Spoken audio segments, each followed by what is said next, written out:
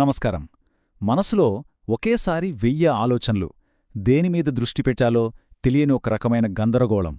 నిజమైన ప్రేరణ దొరకనప్పుడు ఇలాగే అనిపిస్తుంది కదా. సరే, ఈ విశ్లేషణలో సరిగ్గా ఈ సమస్యను దాటి ముందుకు వెళ్లడానికి 3 చాలా సింపుల్ కానీ పవర్ఫుల్ స్ట్రాటజీల గురించి తెలుసుకోబోతున్నాం. ఇంకెందుకు ఆలస్యం, మొదలు పెట్టేద్దాం. ఒకేసారి వందల కొద్ది ఆలోచనలతో మనసు అల్లకల్లోలంగా మారిపోయి ఒక రకమైన మానసిక గందరగోళం ఎప్పుడైనా అనిపించిందా? మనలో చాలామందికి ఇది అనుభవమే. అయితే దీని నుంచి బయటపడటానికి ఖచ్చితంగా ఒక మార్గముంది. ఈ సమస్య నుండి బయటపడటానికి ఈ విశ్లేషణలో 3 చాలా శక్తివంతమైన వ్యూహాలను చూద్దాం. ఇవి మన ఆలోచనలకు ఒక స్పష్టతను ఇచ్చి మనల్ని మన లక్ష్యం వైపు నడిపించడంలో అద్భుతంగా సహాయపడతాయి. సరే, మొదటి వ్యూహం మన కళ్ళు ఎప్పుడూ బహుమతి మీదే ఉండాలి. అంటే ఏంటి? సింపుల్గా చెప్పాలంటే అనవసరమైన భయాల్ని పక్కన పెట్టి మనం చెయ్యాల్సిన పనిమీద మాత్రమే పూర్తి దృష్టి పెట్టడమన్నమాట. దీన్ని అర్థం చేసుకోవడానికి డల్లాస్ కౌబాయ్స్ మాజీ కోచ్ జిమ్మీ జాన్సన్ చెప్పిన ఒక అద్భుతమైన ఉదాహరణ చూద్దాం. ఆయనేమన్నారంటే, అసలు పని ఒకటే అయినా మన ఫోకస్ దేనిమీద ఉంది అనే దాన్ని బట్టే ఫలితం పూర్తిగా మారిపోతుంది. ఇప్పుడు ఇక్కడ అసలు విషయం గమనించండి.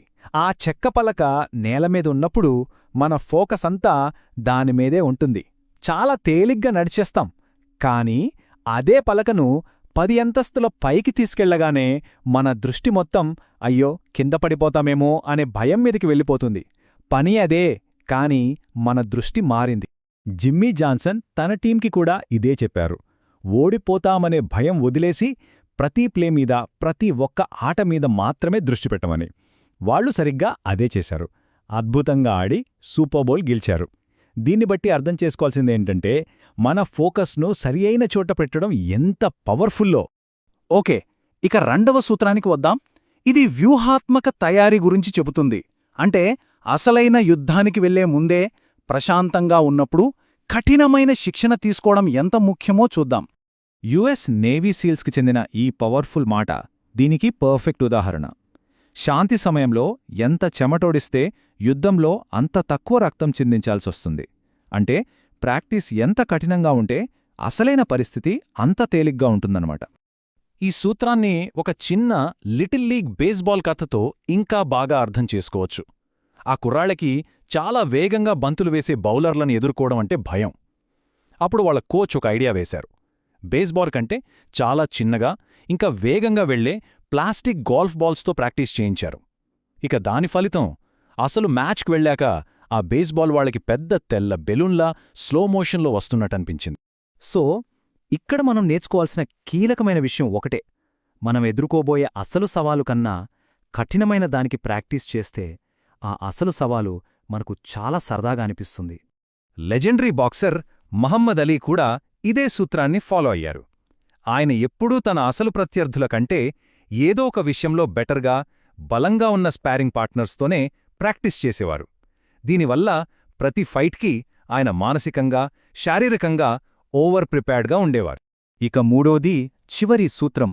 సరళతలోనే అసలైన బలం దాగి ఉంటుంది.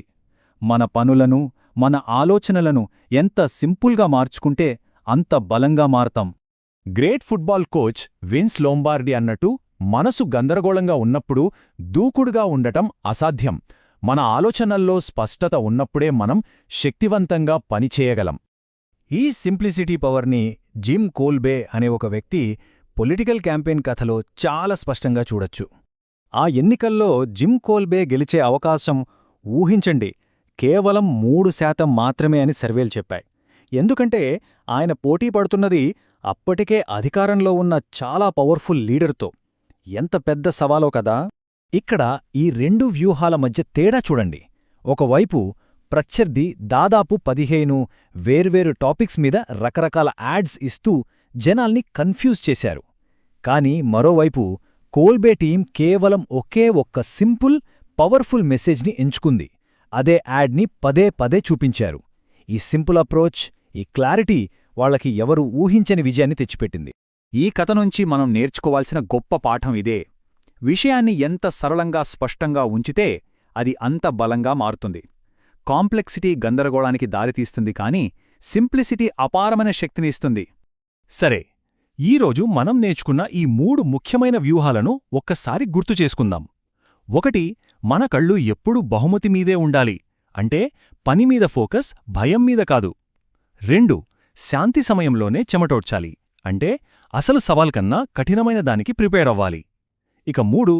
సరళతలోనే బలాన్ని వెతకాలి, అనవసరమైన కాంప్లెక్సిటీని తీసేసి ప్రతీదీ సింపుల్గా క్లియర్గా ఉంచుకోవాలి. ఇక ముగించే ముందు మనమందరం ఆలోచించాల్సిన ఒక ప్రశ్న: ఈ జ్ఞానాన్ని ఆచరణలో పెట్టడానికి, రాబోయే వారంలో మనం మరింత ముందుకు వెళ్లడానికి మన జీవితంలో లేదా మన పనిలో సరళీకరించగల ఒక్క విషయమేమిటి? దాని గురించొక్కసారి ఆలోచించండి.